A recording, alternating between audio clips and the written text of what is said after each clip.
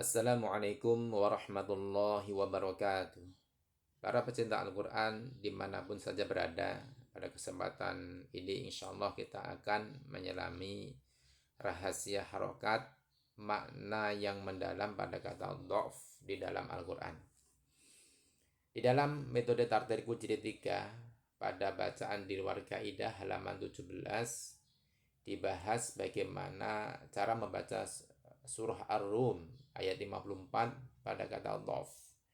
Allah Subhanahu wa taala berfirman, qala ta'ala, Allahul ladzi khalaqakum min dha'fin thumma ja'ala min ba'di dha'fin quwwah thumma ja'ala min ba'di quwwatin dha'fan wa shaybah. Artinya Allahul ladzi khalaqakum min dha'f. Allah yang menciptakan kamu dari keadaan lemah. Tsumma ja'ala min ba'di dha'fin quwwah. Kemudian dia menjadikan kamu setelah lemah itu menjadi kuat. Tsumma ja'ala min ba'di quwwatin dha'fan wa shaybah. Kemudian menjadikan kamu setelah kuat itu lemah kembali dan berubah. Ayat ini menjelaskan tentang fase pertumbuhan manusia. Allah lah yang menciptakan kamu dari keadaan lemah, yakni pada masa kecil atau bayi.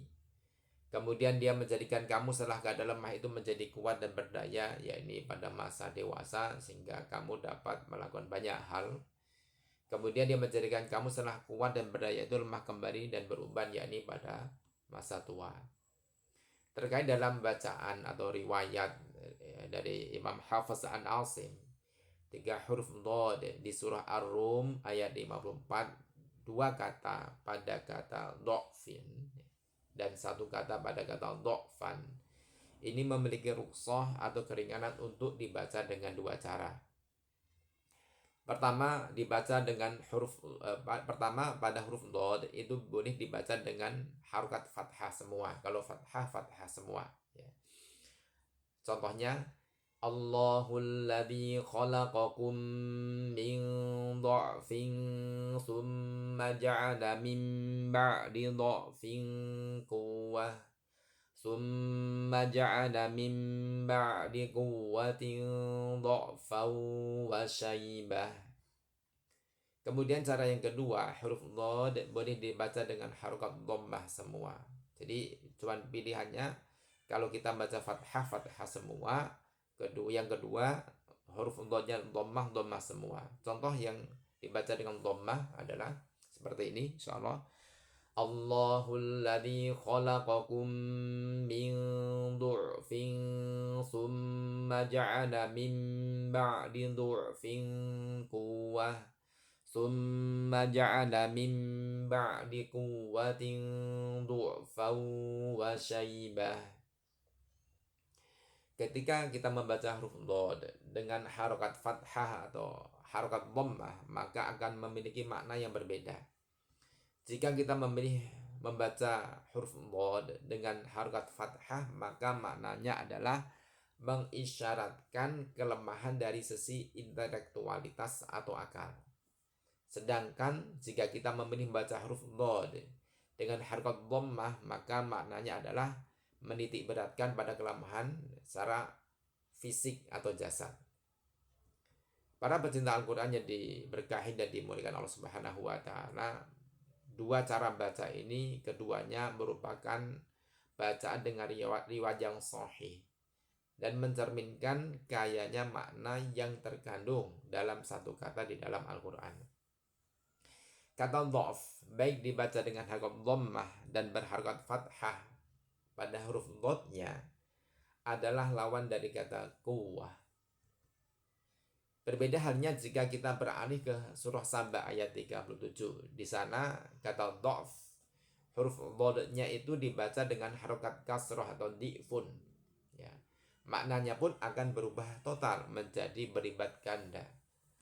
Allah Subhanahu wa taala berfirman, wa ma amwalukum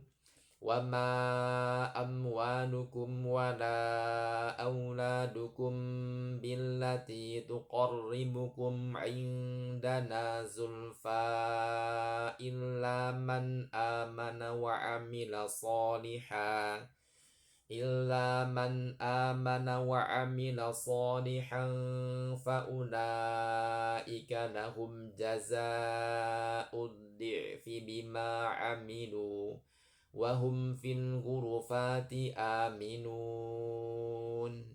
Yang artinya wa ma amwalukum wala auladukum billati tuqarribukum indana zulfa. Dan bukanlah harta atau anak-anakmu yang mendekatkan kamu kepada kami illa man amana wa amila sholihan faulaika lahum jazaa'ud dhi'fi.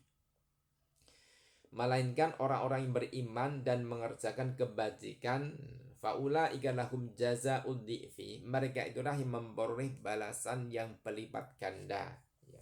Jazaa'ud dhi'fi, jadi balasan yang berlipat ganda. Dhi'fi pada kalimat itu dotnya dibaca dengan kasroh. Bima amilu, atas apa yang telah mereka kerjakan, wahum fil ghurufati aminun, dan mereka aman sentosa di tempat yang tinggi di dalam surga. Melalui ayat ini Allah mengingatkan bahwa bukan tumbukan harta dan banyaknya keturunan yang membawa kita lebih dekat kepadanya, melainkan hanya iman dan amal soleh yang tulus yang akan menuai balasan yang berlipat ganda di sisinya. Para pecinta Al-Quran dimanapun berada, kesimpulan dari pembahasan ini adalah satu huruf, beda harokat, beda pula dimensi maknanya. Inilah ya membuktikan bahwa Al-Quran bukan sekedar bacaan, tapi samudra ilmu yang tak bertepi. Dan semoga kita senantiasa diberikan istiqomahan ya, untuk selalu khairukum man ta'alamal Quran wa 'allamah. Dan jangan lupa ketika membaca juga kita memohon kepada Allah Subhanahu wa taala dengan agar diberikan ketelitian dan keikhlasan dalam mempelajarinya sehingga kita bisa menjadi ahlul Quran. Semoga bermanfaat dan menambah ketakwaan di sisi Allah Subhanahu wa taala. Dari saya cukup sekian. Wassalamualaikum warahmatullahi wabarakatuh.